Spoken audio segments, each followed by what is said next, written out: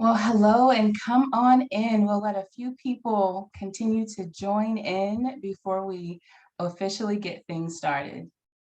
I don't know about all of you, but we are extremely excited to have such a meaningful conversation today.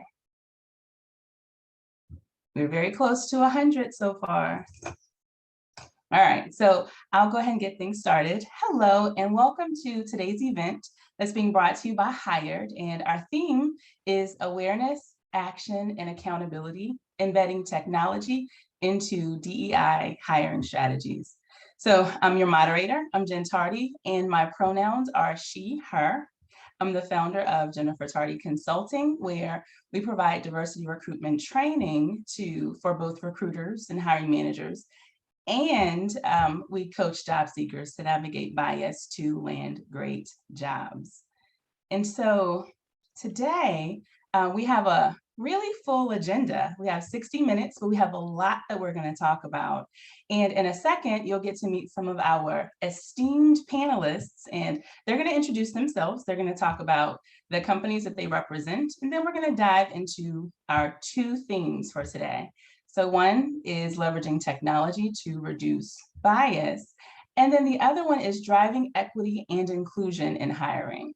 We have a couple of polls sprinkled throughout on the agenda, and we'll absolutely save time for Q&A. So here's what's important now that we're almost at 200 people that's joining our conversation.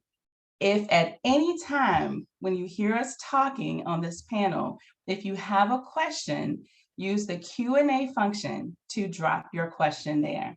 Now, many of you have submitted questions as you were registering for today, but we are going to do our best to open up time.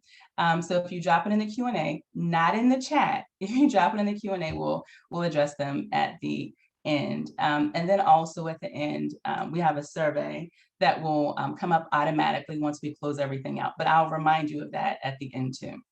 So just to make sure that you hear me, if you are ready to get started, just drop me a quick yes or a hell yes inside of the chat box. Let me see. Oh, okay, so there we are. I love this. See, already you're engaging with me. I appreciate that. So wonderful. Let's go ahead and let's kick things off with introductions. We'll go ahead. Let's start with you, Gary. Do you want to introduce yourself first? Sure. Thanks, Jen. Hi, everyone. My name is Gary Davis. I use he, him pronouns, and I'm representing Greenhouse Software. For folks that may not be familiar, Greenhouse Software is a recruiting software company, and we specialize in helping our clients to leverage structured hiring to reduce bias within recruiting. I specifically am responsible for our DE&I advisory practice, which basically means that I have the good fortune to work with many of the folks that are probably in the audience curious around ways to make their hiring processes more equitable and inclusive, and ultimately just work with a team that's responsible for building out software that helps to reduce and mitigate as much bias as possible within recruiting. Thank you, Gary. I appreciate that. Let's scoot on over to Kaya with OVO. Kaya, would you like to introduce yourself? Hi, yes, I'm Kaya. My pronouns are she, her, and I'm the Senior Manager for Talent Acquisition at OVO Energy. So OVO is a collection of companies with one vision: to power human progress with clean, affordable energy for everyone. Inclusive hiring is something I'm really passionate about. So I'm excited to be here and share what we've been up to. That's so awesome. Thank you, Kaya. And then we'll go to Ava and then Casey. Ava, do you want to go next? Hi, I'm Ava Ring. I go by pronouns she, her. I'm an associate product manager at Hired. So Hired is an AI-driven talent solution that connects tech and sales job seekers with employers. So I work on the job seeker side and am a longstanding member of the D&I task force here at Hired. So super excited to be here and talk about this important topic. Excited to have you. And last but certainly not least, Casey. Thanks so much, Jen. I'm Casey Jorgensen. I use she, her pronouns, and I'm the Chief People Officer for Textio. For those who are not familiar with Textio, we're actually an augmented writing platform that helps businesses communicate more intentionally and inclusively in their hiring and employer brand materials. So we really help writers to be intentional with their language to give them insight into how their words might be received. So as you type, we flag and eliminate bias, really make sure you're not accidentally putting off some people with the language by identifying harmful language and a lot more. Thank you, Casey. Do you all see who we have on this panel today? This is going to be so great. Now, something very important to know is that our style of panel discussion, it's more conversational. This means that behind the scenes, I've invited panelists to jump in if they have something additional to share or to add to the current discussion, whether or not I call on their name. So if you see this happen, don't be surprised. This is just how we've set things up to be, which is awesome. Now, in order to jump right in, let's start off with a quick poll. It's another opportunity to make sure that you are with me. So the very first poll is, does your organization currently utilize technology to make its hiring processes more inclusive? So you're gonna see this poll up on your screen. What I need you to do is click one of the three. Either yes, we are on it, click I'm not sure if you just really don't know, or not yet if you don't have it yet, or unsure if you don't know. So again, yep, we are on it, not yet, or unsure, but we should be. So take a moment. We are in progress. Let's see. And so it looks like we have 44% that says, my actual other screen is over here. So if you see me look this way. So it says about 44% says, yes, we are on it. Kudos to you. There are about 34% that have said not yet. And then we have 22% that said unsure, but we should be. So, so thank you all for casting your vote on that one. So most people are saying, yes, we are on it. Good, this makes for a way more engaging conversation too. Thank you for doing that poll. Now, before we get started with questions for the panel, there are two words that you'll hear us reference today quite frequently. And one is the word bias and the other word is diversity. So I want to be sure that we're on the same page with their definitions as we're using them. So bias. The definition that we have is an inclination of preference, especially one that interferes with impartial or objective judgment. So I've actually borrowed that definition from the Language of Inclusion, which is an annual DEI dictionary that's published by James Wright. So if you're ever interested, just connect with him on LinkedIn. And then the next one is diversity. And as whenever I'm working with hiring managers or recruiters, I always say that diversity means different, period. It's in context to a group, not to a person. Diversity is not because of me, it is because of us. And so if we begin using those words more effectively, then we bring more people along in the conversation. So if you got it and you understand, you know, bias and diversity, give me another yes in the chat box. You got it? Got it? Wonderful, wonderful. We're all on the same page here. Okay, so let's get started with our first theme, which is leveraging technology to reduce bias. Now, this first question, I'm going to give this one out to Gary and then Ava. How can we effectively leverage technology in our sourcing processes to increase diversity, equity, and inclusion? And then as we're talking about, you know, maybe there's some features within products within your company that have also helped too. Can you start us off, Gary? Yeah, absolutely. Thank you for the question, Jen. So for context, like I said, I work at Greenhouse Software. We use our own product, right? And so what we've done is that we built out a feature set that really helps to be able to speak to this idea of bias mitigation and reduction. And so we have a couple of different features that support us, particularly within our recruiting team, to get to the space where they're writing more inclusive job descriptions, right? So Casey spoke about sort of what Textio is using, so we partner closely with them. And then also have sort of an additional buffer or reminder in there that says, let's make sure that the language that we're using in this job post actually appeals to the widest, most diverse candidates candidate slate that's out there.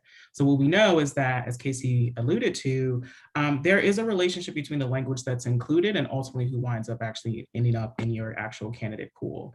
And so with that level of intentionality with respect to saying, let's guard and sort of check ourselves to make sure that we're using the right language that appeals to the widest net of talent that's out there. In addition, we also have a referral nudge. And so what that really means is that we're encouraging everyone that's a part of our company to be a part of this larger recruiting process. And by extension, to also be on the hook with helping us achieve any specific diversity, equity, and inclusion metrics. And so what that nudge does is that it asks and actually challenges folks to say, hey, while we know that you may be able to nominate anyone from a number of different backgrounds, we're actually going to challenge you to be more explicit and focus on individuals from underrepresented backgrounds, right? And so you could look at that as meaning people of color, folks that identify as women, people that are differently abled, et cetera. But I think that initial kind of like shock of saying, let's keep this top of mind. Let's actually not let this rest within one person. Let's sort of collectively bring us all into this journey of achieving a more inclusive and diverse organization. So I would say those are just, three of the ways. So again, our own sort of 2 behavioral nudges in the system and also partnering closely with Textio. Awesome, thank you. And I love how you're also talking about how you're partnering with Textio to make that happen as well too. Thank you. Ava? Yeah, I agree. So at Hired, we're also looking to kind of combat the implicit cognitive biases that Jen gave a great definition for. So a couple of features that we also have is, one is the reduce bias toggle. So when employers are searching for candidates, you can turn on this toggle and then that actually hides the candidates' photos and names. And this helps really just like limit the effect that biases that you have like subconsciously or consciously have on the actions that you're taking as an employer. Another one we have is the reduced salary bias function. So when you're sending out an interview request to a candidate, if you put in a salary that's way lower, we know is like way lower than ones you've sent into the past, we'll actually notify you and nudge you and be like, this is way lower, maybe a bias is coming into play here. And I think like the 5 things that we just mentioned, Gary and I just mentioned, are just like a couple of tools that you can have in your tool belt. And at the end of the day, like in order to make a real difference in the biases you have to have a lot of tools and kind of build up that repertoire. Yeah. Thank you, Ava. And because Gary mentioned Textio before, I want to just bring you into the conversation, Casey. Is there anything that you'd like to add to it? Yeah, and I appreciate that, Gary, and thank you so much, Jen. I'd say absolutely, and I'm going to echo what Ava mentioned as well, that it's really important to kind of lean on software where you can, because there's so much bias in this part of the process when we're talking about sourcing candidates or recruiting in general. And so getting one person to be able to look at all of the things and do it in an excellent way, it's a really difficult thing. And so leveraging technology is really important from end to end.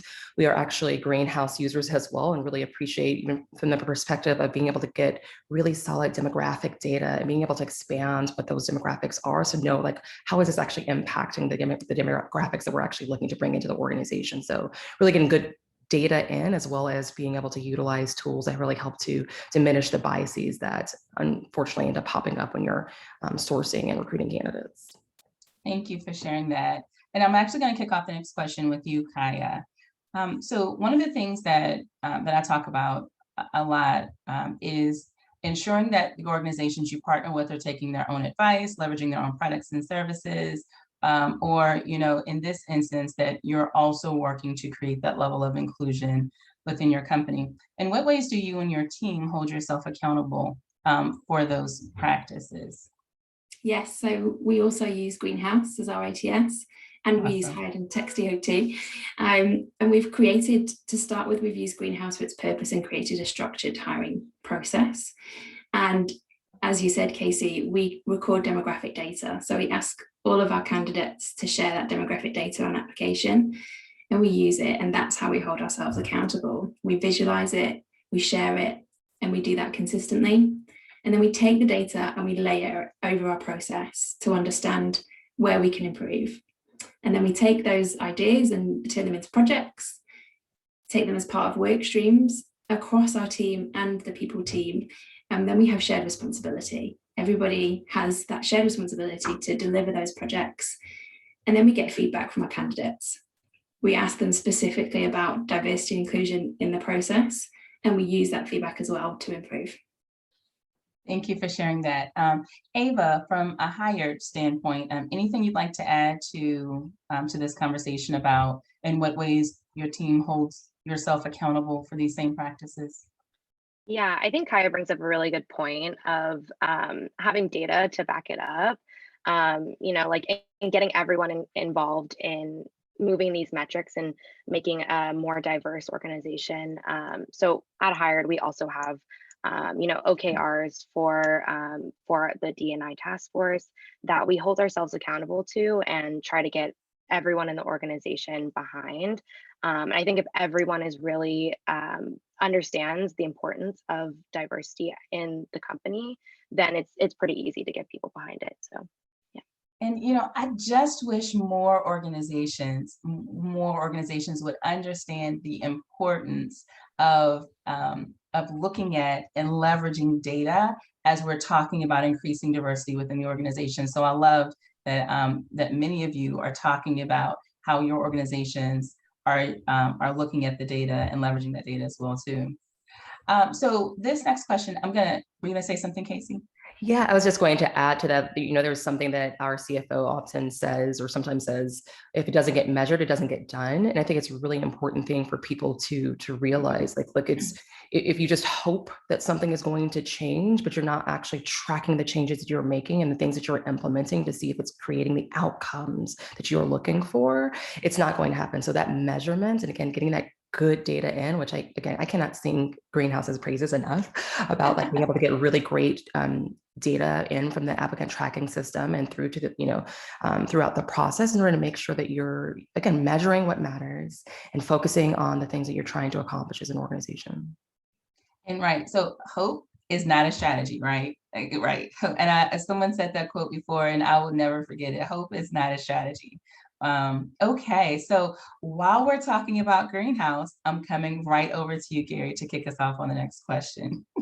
So leveraging technology can be effective in the world of inclusive recruiting, but if used incorrectly, it can also create backlash, get in the way of recruiting efforts for untapped talent, or have negative downstream implications. When using technology to support increasing diversity, what are some things companies should not be doing? Mm-hmm. So I really love this question because it comes up a lot in my day-to-day. I think the reminder that we have to say now, and I think consistently say, is that these are tools that are used by people, right? And so one of the things I like about our product and the products that we've been talking about today is that, it's not enough just to say that you have it turned on, right? It's not enough to say that you just purchased it or you maybe have a 3-year agreement and you're sort of using it every day. I look at this as much more of a, how is this increasing my own individual capacity as a recruiter, as a hiring manager, as anyone that's sort of involved within the hiring process altogether? And so again, it's not enough just to say that we're utilizing Textio and this is sort of giving us feedback on like how we're characterizing and writing out our job descriptions. It's not just a spell check, right? Just in the same way that our platform is not necessarily just something that gives you guidance around the percentage of people of color or a particular demographic at the hired stage relative to what it looked at the applicant stage. And so I think the big reminder here is that we are, through developing products, helping end users establish and refine their own sense of confidence with being able to engage in this work thoughtfully. And then also remind themselves that you should be growing as our products grow, right? Like we're trying to essentially grow and groom your capacity. And so I'd say that the reminder is like, don't necessarily sort of make the assumption that the products themselves are going to be the things that will only be responsible for changing your culture. I think it's sort of, again, that collective effort that requires that awareness, that requires that accountability, and requires that action. But ultimately sort of remind yourself that this is a long journey. We are literally working to unlearn how recruiting and hiring has looked across the world over the last 50 plus years. So this is new. So it will take us some time to really establish what does an inclusive, equitable process design actually look like, considering that in most cases, many of us have never really been exposed to that before. So I guess it's a matter of sort of understanding like this is a long-term game, but at the same time, understand that over-reliance on technology as the sole sort of source of a strategy is not going to serve you well if the people that are responsible for leveraging the product are also not increasing their own levels of awareness and knowledge. I like that. And were you gonna say something, Kaya? And then I have a question for you, Casey. We'll come back to Kaya. Yeah, I just wanted to add to that. As a user of Greenhouse, we've seen it happen. You know, we've both grown significantly over the last year. And so we had lots of different hiring processes happen. So we just kind of went back to basics, build a structure and a common structure across all of our areas, that so any candidate should have a shared experience, no matter what their level, no matter what their specialism. And then, you know, by building the basics, you can then educate all the users of the tool how to use it, why we're using it, what's the purpose, and what are the consequences and the impact. And that's really made a significant difference by just pulling it back to basics. Awesome. I like that, back to basics. And I also like what you were saying as well, Gary. You have tools used by people, which brings me to you, Casey. I cannot imagine the number of people who come to try to use your tool, perhaps even to try to replace the people side of things. And so as you're thinking about the answer to this question on when using technology like Textio technology for increasing diversity, what's something that companies should make sure that they're not doing? Yeah, I'm probably going to echo a lot of what both Kaya and Gary said, that it is not a technology solution alone. Kaya, you said purpose. And I think that is the grounding why that organizations need to do. You cannot dismiss the purpose and being purposeful with what you are trying to accomplish. And then when you're grounding yourself in purpose, like, are you then looking at the products? It's the people, it's the policies, it's the practices, and it's all of it together holistically. And if you try to pull one of them out, the system's going to break. And so the thing that I encourage folks to do is to not think that this is a one and done strategy, that is just one simple thing that you can do and it's going to make it all work. It has to be a holistic look at your approach to diversity and inclusion at your organization. What does it look like for the candidates? What are the outcomes that you're trying to create here? What experiences do you want them to have? And how can you use all of these different levels in tandem to make sure that it works? So again, not just one thing, many things and many improvements and constant iteration. Thank you for sharing that. And I hope, just to do a quick check-in, I hope that for those of you who are listening into this panel, I hope I'm not the only person taking notes, because there are some gems that are being dropped today. And so when you see this pen in my hand, it's because I'm taking notes. Yep. And so, someone said, what was the third thing? You said people, policy, and practices, right? Yeah. People, products, policy, practices. Purpose. Don't forget purpose. Purpose. Yes, I like that. Okay. Wonderful. So that was a good discussion. Before we switch over to the next discussion, anyone else, anything to add from the panel? Okay. All right. Let's scoot on over then. And let's talk about driving equity and inclusion in hiring. I actually want to kick things off with Ava, and then I'm going to come back to you, Kaya.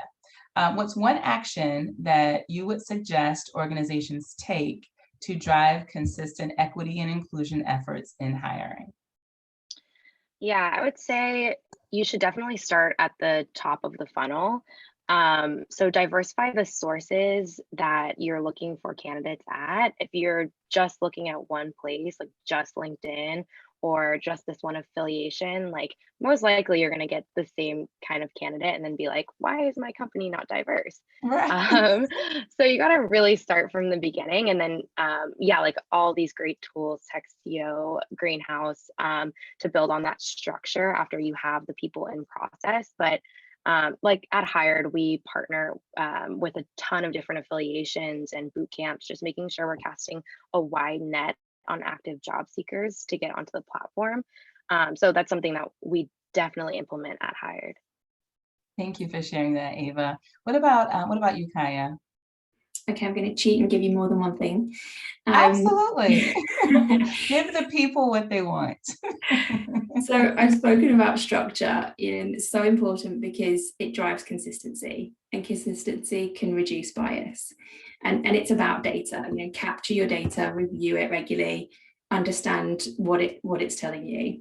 And then the third thing for what I found recently is create a safe space to talk about these things. Listen, learn, share, and use that space to educate each other. And it's okay to be uncomfortable and have the uncomfortable conversations, because that's how you learn. Something that I shared with my team as I joined that I'd learned from a previous CTO I worked with is, she said, please don't use the word female. It can be offensive. Use the word women instead. And that was a learning for me. And I got this safe space in my new business and was able to share that. And some people were like, okay, I didn't know that. Let me go and share it wider. And I've posted about this on my LinkedIn if anyone wants to go and have a look and an article as to why. But yeah, there's power in being vulnerable, and we should just keep doing that. I love that, the power of vulnerability. Thank you. And then, Gary, is there anything that you'd like to add to this? More specifically, are there any ways that you've seen some of these things that we've been talking about here broaden candidate outreach?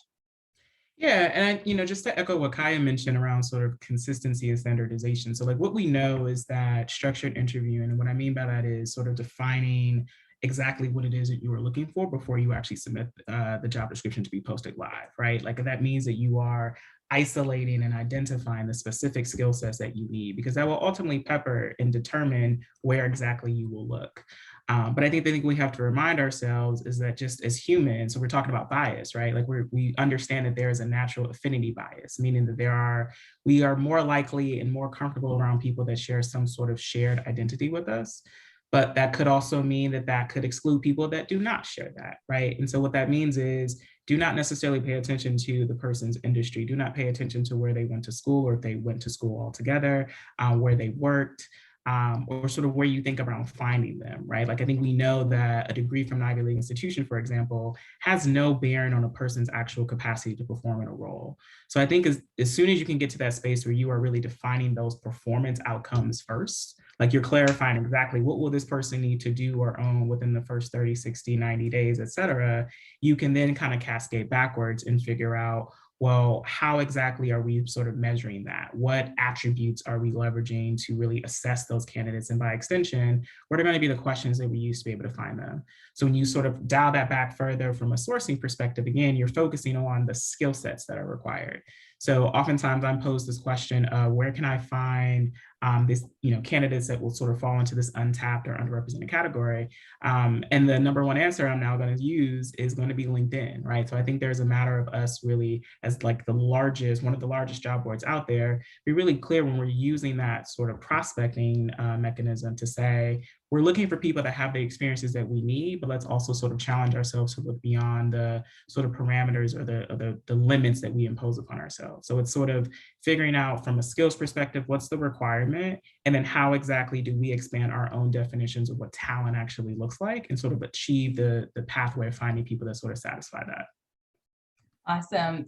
Thank you for sharing that. And Casey, same question. In what ways have you seen this broaden candidate outreach as well to some of the things that we've been talking about?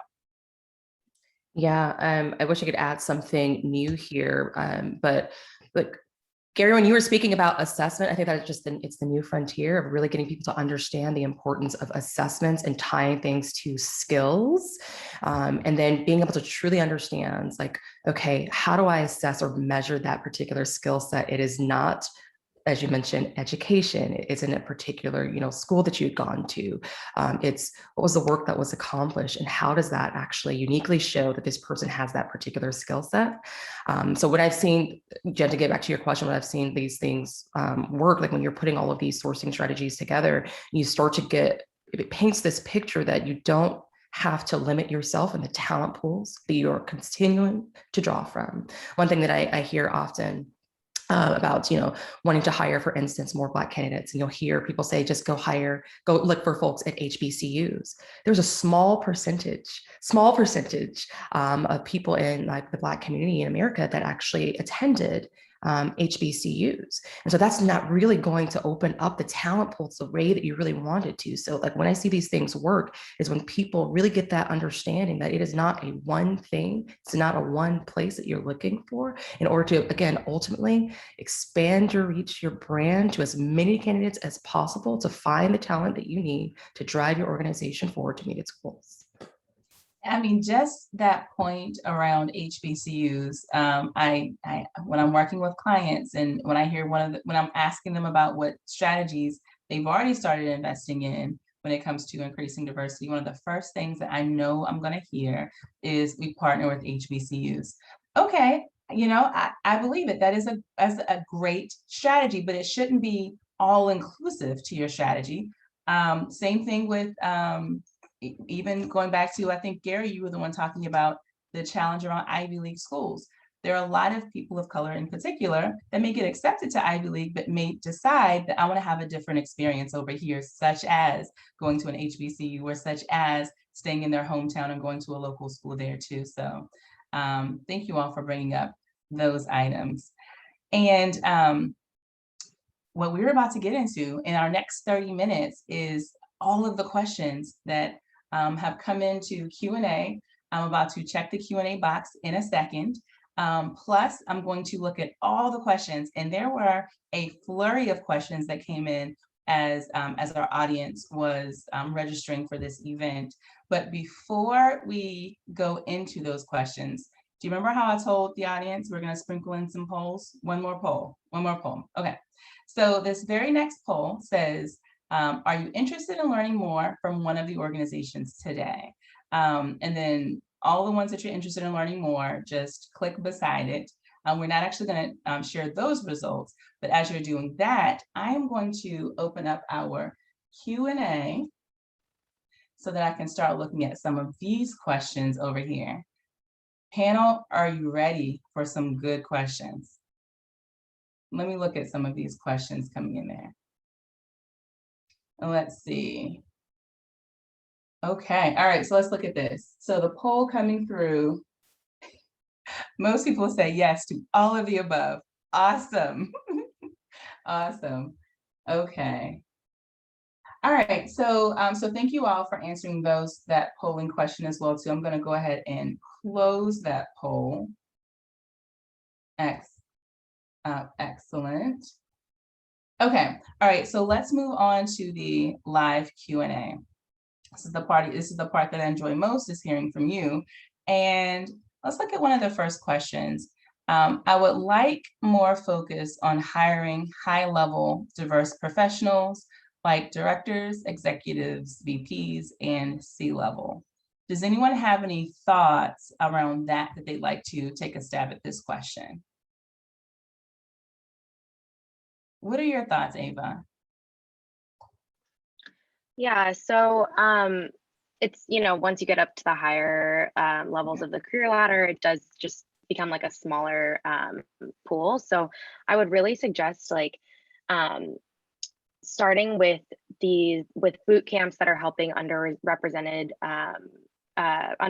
people, and really starting to build those C-level people from the beginning of their career now. So investing in younger talent to get to the point where they are C-level, because as we know now, like a lot of the C-level E-team people are not a very diverse group. So looking at the beginning of the career and investing in young underrepresented people would really be my thought there. Thank you, Ava. And I believe it was you. And I'll come over to you in a second, Casey. But I believe it was you, Ava, that you had mentioned earlier something about boot camps as well. A question came into the Q&A earlier about boot camps. Would you mind talking about that a little bit? Yeah, so we work really closely with General Assembly and have a close partnership with them. And so we're helping younger people in their career get onto Hired and sometimes find their first software engineering job there. We're also partnered with Black in Tech and Educative. We have a long list of partnerships that I can share out as well. But yeah. Okay, all right. Thanks for giving that example. Casey, were you going to add something a second ago? Yes, just to the question with regards to like, how do you find like C-suite or director level? I'd add along with Ava's comments that, you know, when you get to like a certain level, you're really looking at this certain kind of niche of functional expertise and where the places these people go to in order to accelerate their career or learning. And so professional organizations related to their function or something related to leadership is often what I've found. It's things that I personally do as well. And so look at different organizations based on the function that you're hoping to hire for and making partnerships there. I like that, which requires you to understand the talent that you're trying to hire, even if you're looking at it, you know, intersectionally. If you're trying to increase representation, for example, among Black women in C-level positions, is understanding the talent and where they would go. And I love what you said, where do people go to accelerate their career? Great. Okay, so let's see. And can I add something really quickly just to the question? So there are two organizations that come to mind for me, if folks are curious. One would be Management Leadership for Tomorrow. And for folks that may not be familiar, it's a nonprofit organization that offers training for Black and Indigenous people of color that are interested in pursuing careers in the business space. So potentially folks that are interested in MBA level positions. And then similarly, an organization, also a nonprofit, would be the Executive Leadership Council. And so I would encourage folks just to sort of check them out on LinkedIn, just to sort of see what it is they do. But I at least know with ELC, what they'll do is every couple of days or so, we'll sort of profile at least Black executives that are amplifying impact within their space. So just to echo everything that's been said, again, sort of focusing on sort of functional areas, but just also wanted to call out two organizations that I'm familiar with. Awesome. Thank you for sharing that. So I have a question that came in from Jessica. Thank you for asking this question. What do you mean by a nudge? And how do your employees and hiring managers get this communication message regarding challenging them to refer candidates from underrepresented groups? So I think it was you, Gary. Did you mention that through Greenhouse, there's a function called a nudge? Okay. Yeah, I'm happy to talk about that. So nudges for us are reminders to start or stop a particular behavior. And so they show up at specific inflection points within the recruiting process. So for us, it's not like a separate login, sort of all directly embedded on top of the main Greenhouse instance. So when you are getting ready to submit a scorecard, for example, scorecards are those things that say like, are you either going to advance or disposition the candidate? It encourages you to base your evidence specifically around examples that you got from that conversation. So the nudge really sort of challenges folks to think of doing things in a different way. We didn't necessarily develop them in a vacuum. We really kind of wanted to understand like behaviorally, how does bias really show up within the recruiting process? And so we put those in when folks are evaluating candidates, when they get to that scorecard, as well as at the start of the process, again, when we are writing job descriptions and also when we're thinking about referring candidates. Awesome. Thank you for answering that question. Kaya, this would be a good question that I'd love to hear your answer on, your perspective on. How do you, no, this was a different question. I think I just lost the question. I did see one for me that was talking about structure and diversity questions within a structure. Oh, did you see a question in the chat? Yeah, I had my name on it. So let's do it. You want the question? What was the question? And then go ahead, please do answer it. So it was about what questions do we use to build in the structure? And it's actually, we break it into a few different parts. So we don't specifically ask questions about diversity, but we just ensure a structured process that then gives us consistency. So we will have a briefing with a hiring manager. We'll get to know the team and, you know, where the gaps might be, and look at the job description and what is the impact of this person's going to have? How does it align with our values? And then we build those requirements into the structured scorecard system that Greenhouse provides. And so then hiring managers have to answer within that structure when they're interviewing, and they can't go off and let their biases creep in. And that's how we've done that. And then, you know, just using the tools that Greenhouse provide. Okay, all right, thank you for answering that question. let's go back to some of the questions that came in as people were registering. And to all of you who are paying any attention to why I'm going back and forth, I'm looking at questions on one screen and on two different screens. So I'm determined to get your questions in. By the way, if you are dropping questions in the chat, which I've seen a couple of questions drop into the chat, I'll still need them to be dropped into the Q&A to make sure that, that I can catch them. Let's go to you, Ava. Let's see. How have you engaged your teams to be actively more involved in DEI? Or what has Hired done around that in particular? Yeah, so like I mentioned a couple of times, Hired has a D&I task force, both internally. So we have an ERG for internal purposes as well as externally facing.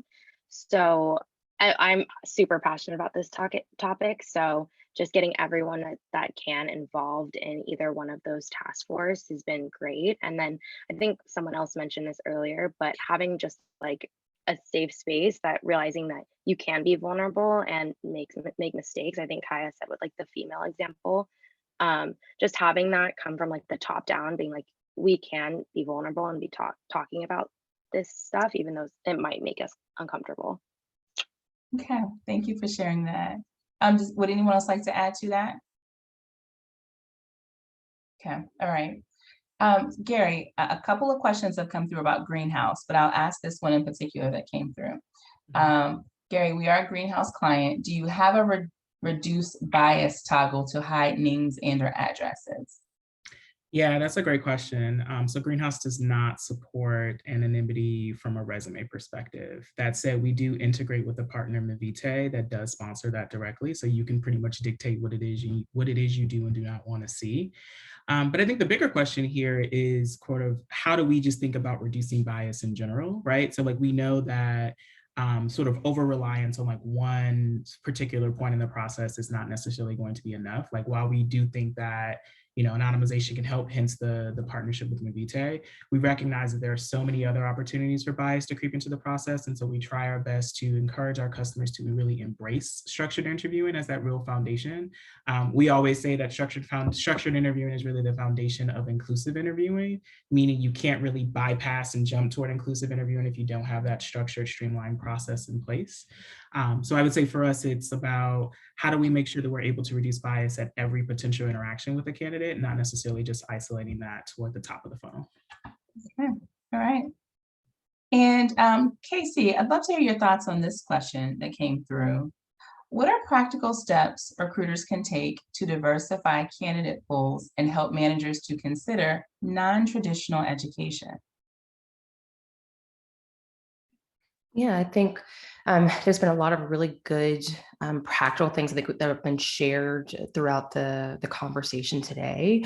One thing, again, kind of getting back to like personally, if you're talking to hiring managers, like what are the things that are kind of halting them or being roadblocks for them to actually look at non-traditional backgrounds, and really having that conversation with them, like at the start of the process, or when you're doing like intake meetings and what it is that they're kind of looking for, honing in on those particular skill sets and really being able to give them like some more I think suggestions. Really, at some role or some level, recruiters really do need to be kind of consultative with the hiring managers to help kind of urge them in the right direction when it comes to like, let's take a look at different types of profiles of folks that you may not have originally been used to, because we do have this commitment towards inclusion in and diversity in our workplace. And if we just continue to look at the things that we've always looked at, we're not going to actually get the outcomes as it relates to diversity and inclusion. So I think centering again on the purpose of the organization and what you're trying to accomplish around D&I is also really important to get them on board with the journey. Hopefully that helps. Absolutely. And so one person says, we've received a couple of not so good Glassdoor reviews that's affecting how we see ourselves as a place of belonging. What are some ways we can continue to promote a place of belonging within the company? Kaya, what are some of your thoughts on this? Yeah, I think I'm sure you might be doing it, but ask your people, you know, whether that's an anonymous survey or providing spaces where they can come and talk about why those reviews are happening. What is it that people are feeling and seeing? Because you can't really implement new things until you know what's guiding that kind of feedback. So I think just provide a platform or a space where people can share and then use that feedback to deliver new projects to make it better. Awesome. If I could add, I think we've talked about this before where, this work is uncomfortable, and to lean into the uncomfort. And so when you're seeing negative Glassdoor reviews, don't shy away. Really lean into the team that you have to understand the why. Like Kaya mentions, like what is happening in the organization that is making certain folks feel as though they are not included, and to show up in a way that shows the organization and those people that you hear them. And that if things aren't going, like we've said this so much, it is a journey. There are going to be bumps in the road. Glassdoor may be a bump in the road, but do not let that deter you, because what is the alternative, right? And so really being centered on this idea of like, we are still heading in the right direction. We need this feedback. It is critical for the organization. And to get that out of the way, to make you feel like it's going to stop you from doing something, and instead to really lean into the doing of something. Thank you for adding that, Casey. I appreciate it. Jen, can I add one thing really quick? I promise Absolutely. I'll be okay. No, take your time. Go ahead. So first of all, I love this question, and I'm really thankful for the person that raised it. To echo everything that's been said, I won't necessarily repeat it, but I would want to challenge other folks that may also be experiencing this. One voice is enough. And what I mean by that is, if one person has sort of issued this feedback publicly, it shouldn't take 5, 20, 200 sort of responses for you to sort of generate any specific form of change. And so when I think about just broader level cultural change, if one person's not having a great experience, and like that's actually the enemy of inclusion, right? Which is everything that we're working toward. And so I would challenge folks as they do begin to sort of sift through and mine that data. And I think even get a little bit more proactive. So focus on these conversations during exit interviews, or focus on them during stay interviews, particularly with your high performers, and really sort of get to the meat of what exactly is going on? Why would a person want to leave the organization for whatever host of reasons? And then ultimately understand, is there a potential relationship between that person's personal background and identity and their experience in the company? If it is, then that is an area of opportunity for the company to be able to explore. Again, it can't necessarily just be something that the talent team or the people team owns. This again goes back to that collective effort and impact. One team cannot alone just sort of be responsible for shifting and changing culture. I think we have to get to the point in which we're inviting everyone in to understand that collectively we make up that culture, and then ultimately are responsible for improving and iterating it so that everyone feels included. Thank you. Thank you. Ava, this next question is for you. I believe, if my memory serves me correctly, you were talking about how passionate you are about working with other organizations like affinity groups and things like that. Did I remember that correctly? Okay. So this question that came in from an anonymous attendee said, how can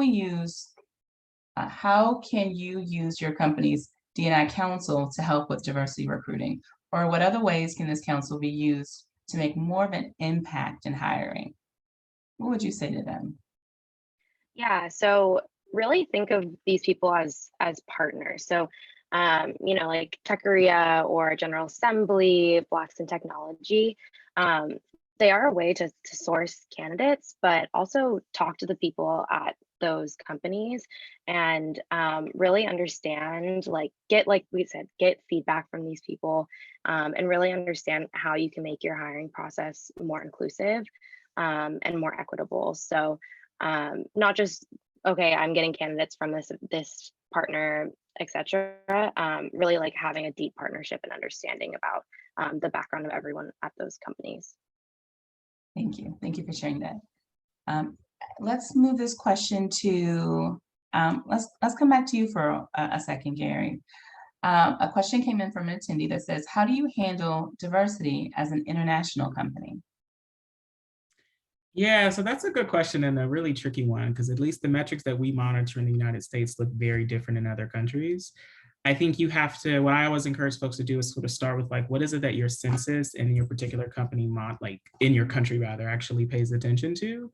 And then from there, how can you establish really realistic goals around what you're trying to work towards? So for example, Here in the United States, we capture, at least via EEO, a person's race or their gender or veteran or disability status, et cetera.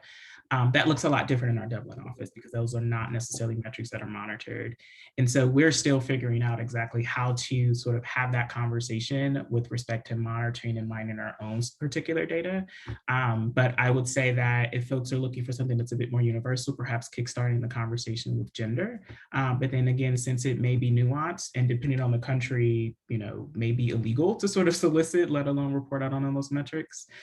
So the best advice I could give would be to sort of work with your legal team to understand exactly what is okay versus what's not. And then ultimately, if you do get that green light, continue the conversation by really evaluating the different demographics that are monitored via your country's census. Thank you. I can add to that too. Please do. Based in the UK predominantly, we, like Gary said, we use the census as our core start point. And then our wonderful I&D specialist layered extra pieces on top of that. And so that covers all of our regions. So yeah. Thank you. Thank you for sharing that, Kaya.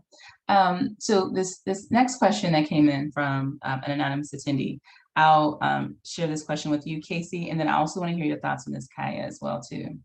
So one of the biggest struggles I find myself dealing with is wanting to use anti-bias tools, but also wanting to focus on underrepresented candidates, specifically in sourcing.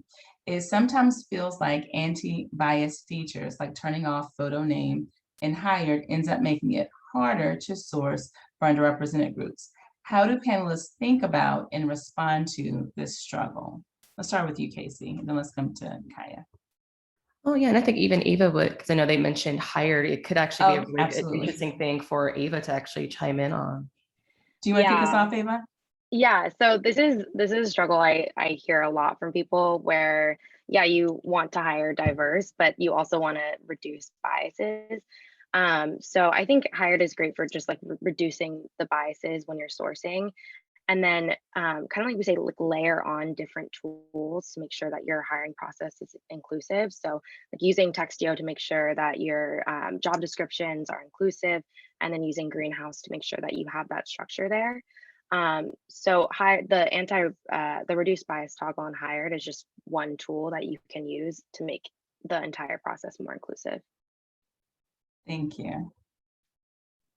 Yeah, and the thing that I'll definitely add, and I think that's brilliant, Ava. I really appreciate that. This is what I was talking about when you've got products, people, practices, and policies that all have to kind of work together in order to actually accomplish the goals that you have. So sometimes it's not necessarily just a feature or tool that's going to get you there, that you've got to actually layer in, again, those goals and the purpose that you've got in order to make it happen. So if that particular things aren't giving you the outcomes that you're kind of looking for, like what other kind of practices that can you put in place to actually help you get more underrepresented folks or historically marginalized folks into the pipeline. Awesome. Kaya? I can add a little bit, and just having an inclusive lens over your employer brand. What is the image that you're putting out to the world? Do people feel like they can be expected there? Can they be respected there? Can I be successful in that environment? And therefore you're going to attract a wider range of people if you really just think about who might be wanting to join your business. Thank you. Thank you for sharing that.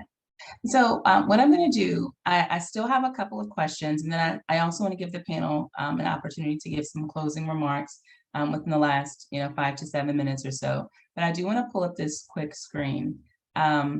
This has been a tremendous session, and everywhere I go, even though I'm teaching and training, I am a forever student. And so I couldn't have been the only person taking notes, and I'm hopeful that everyone else took notes as well too. I do want to share that if you want to connect with any of us or all of us, just check the QR code as it will take you directly to our LinkedIn accounts, and I'll be sure to leave this up on the screen. I am getting a question and it looks like it's been answered. Will we get a recording for today's session? Thank you, Sarah, for dropping that in there. And the answer is yes, you will get a recording for today's session. I'm going to ask one more question from the audience, and then I'm going to kick it over to our panel to do closing remarks. So let's see. Okay, what other sources would you recommend looking into other than LinkedIn? let's kick this question off to you, Gary. Yeah, so for me, I always, kind of kickstart with like what sources are presently working for your company, right? So like oftentimes I'm posed this question of, can you give me the job board that appeals toward candidates who identify as X, right? I think we have to kind of understand like what is presently working and then figure out exactly where we need to go. So that could mean that you're investing in a third-party job board. It could mean that you are engaging in partnerships, as we've talked about before, with different institutions like boot camps. But I think you have to kind of get some foundation of understanding what is presently working for your company. So if you have an over-reliance of referrals, for example, and that's about, let's say, 70% of the people that you bring into your company, will a job board actually work if, the relationship-based recruiting is your primary method? So I could say it could be using specific Boolean filters on LinkedIn if you're looking to target specific backgrounds. But I would say just kind of checking out different job boards, just like a literal Google search of what are job boards that appeal to XYZ community. I think Casey mentioned this earlier around one, just being intentional, and then two, sort of focusing on the functional area of expertise.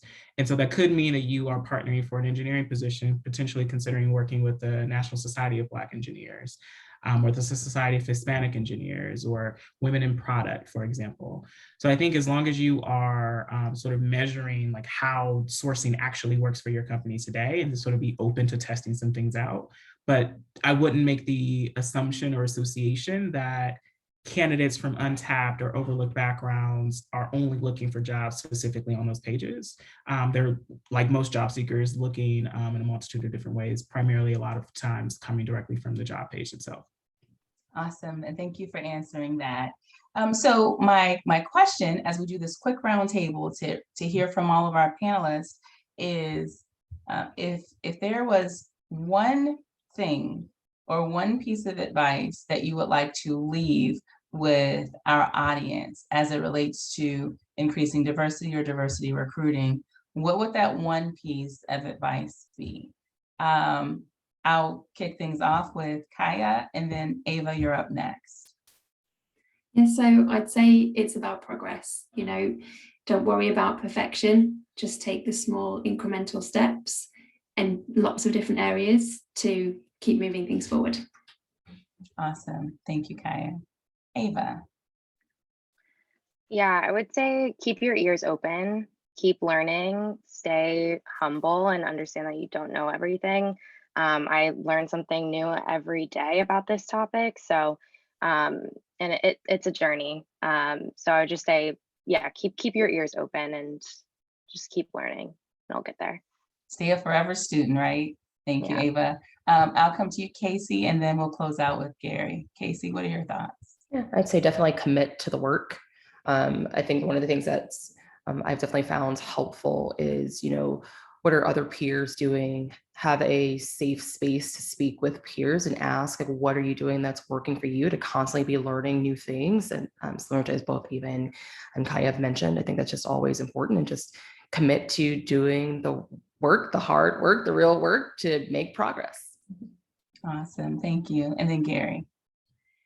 I would say that this is a practice and this is a lifestyle.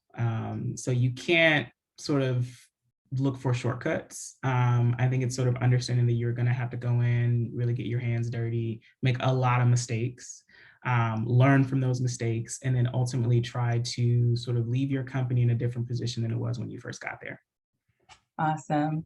And if I were to leave one piece of advice, it's some of the best advice that I've ever heard, that when you're entering this space of DEI, first check yourself. And when we talk about first check yourself, it's the idea of being able to look internally first and say, where am I feeling resistance in doing this work? And why am I feeling resistance doing this work? And being able to close those gaps for yourself, because if you do have those gaps, if you are feeling resistance, you're never going to lean all the way into doing this work, because that resistance is always going to be a blocker and a hindrance for you. So an amazing session today, lots of great information. I want to thank all of our panelists today. Thank you, Kaya from OVO. Thank you, Casey from Textio. Thank you, Ava from Hired. Thank you, Gary from Greenhouse as well. And again, you all will receive a copy of the recording for today. I hope that you have enjoyed today's session, and I'll talk to you later. Take care, everybody. Bye. Everyone. Bye, everyone.